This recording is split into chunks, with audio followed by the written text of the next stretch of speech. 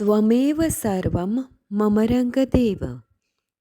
દત્ત ભાગવતનું બિરુદ પામેલ શ્રી રંગ અવધૂત શ્રી વિરચિત શ્રી ગુરુલીલામૃત ગ્રંથ આવાગમનના ફેરામાંથી મુક્ત કરાવે છે. જાણે બ્રહ્મરસાસ્વાદે ભર્યો નર્યો ગ્રંથ સાધ્યંત. આ વરદ અને ઔપાસનિક ગ્રંથને રંગબાળ શ્રી જગદીશાનંદજીએ સરળ અને સંક્ષિપ્ત ગદ્ય લેખન રૂપે વર્ષના દરેક દિવસ માટે એક પેજ તેમ 364 પેજમાં આ શ્રીરંગ બ્રહ્મરસાસ્વાદનું સર્વને રસપાન કરાવ્યું છે. તે ક્રમમાં દરરોજ શ્રવણ કરીએ. દત્તબાવનીના ગાન પછી આ એક પેજનું પઠન કરવું શ્રેયસ્કર છે. સપ્તાહ 20 શનિવાર. શ્રી દત્ત ભગવાને મુમુક્ષુ યદુને 24 ગુરુઓના નામની ઓળખ આપી. આ બંનેનો વાર્તાલાપ સાંભળતા વચ્ચે નિરંજન અલખજીને કહેવા લાગ્યો કે, હે પ્રભુ, શાસ્ત્ર અને શાસ્ત્રકારો તો એમ કહે છે કે એક જ ગુરુ પાસે શ્રદ્ધાભાવથી સેવા કરતા આત્મજ્ઞાન પ્રાપ્ત થાય એ જ સાચું. આપ તો 24 ગુરુની વાત સમજાવો છો, તો અનેકને શરણે જતા ચારિણી સમ શું વ્યભિચાર થયો તેમ ન કહેવાય? આ પ્રશ્ન સમયે 24 ગુરુઓના નામ સાંભળીને યદુને પણ આમ જ શંકા થઈ હતી. તેથી યદુ પણ શ્રી દત્તને એક ગુરુ કેમ નહીં, 24 ગુરુ કેમ?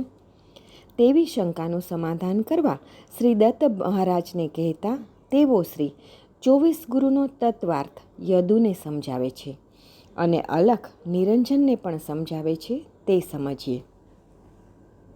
શ્રી દત્ત યદુને કહે છે કે, હે વત્સ, પહેલાં તો એ સમજો કે ગુરુ કેવા છે. તમે જે ગુરુ કહો છો તે માનવરૂપ ધારણ કરેલું ચામડું નથી.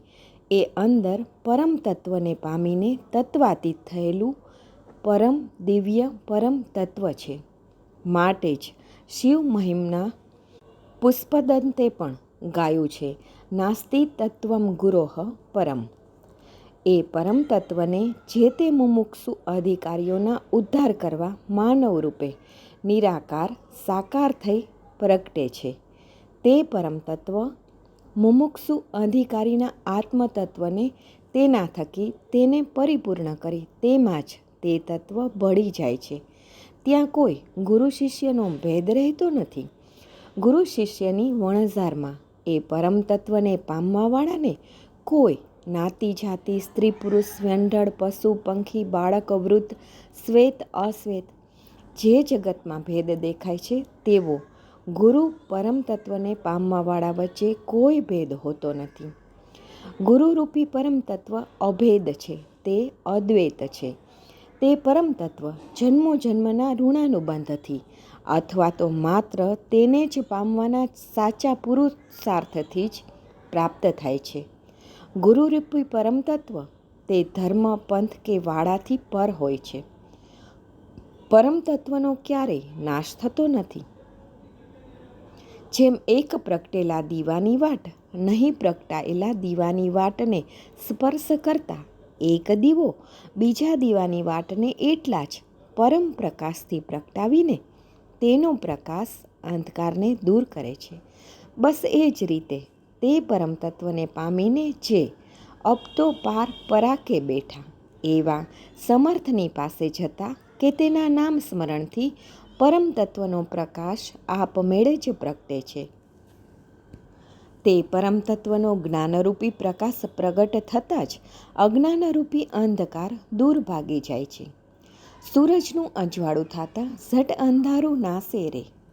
આમ ગુરુ એ શરીર કે ચામડું નથી, પણ તે પરમ તત્વ છે. માટે જ શ્લોકગાનમાં પણ આપણે ગાઈએ છીએ, ગુરુ બ્રહ્મા ગુરુ વિષ્ણુ ગુરુદેવ મહેશ્વર ગુરુ સાક્ષાત પરબ્રહ્મ નમો તે ગુરુદેવને. અર્થાત ગુરુ પરમ તત્વ બ્રહ્મ છે. ગુરુ શબ્દ બોલવામાં લખવામાં ખૂબ જ સરળ છે, પણ તેને સમજતા જન્મો જન્મ વીતી જાય તો પણ તેને પામી શકતા નથી. સૂર્યના તાપને કે કદાચ કિરણોને જોઈ શકશું, પણ સૃષ્ટિમાં જે સૂર્ય આપણી વચ્ચે હોવા છતાંય તેને આપણી આંખ દ્વારા ક્યારેય સ્પષ્ટ જોઈ શકતા નથી. હા, સૂર્ય છે તેમ કહી શકીએ છીએ, પણ તેને ક્યારેય સ્પર્શી શકતા નથી કે તેનું વર્ણન કરી શકતા નથી. તેની ઉષ્ણતા અને તેના વ્યાસને ક્યારેય માપી શકતા નથી. બસ, ગુરુમાં આ પરમ તત્વ પ્રગટ હોવા છતાંય તેને પામી શકતા નથી. કર્મ ભક્તિને જ્ઞાનનું યોગ રહસ્ય અનૂપ દેખાડી સચ્શિષ્યને સોસે ગુરુ ભવકૂપ.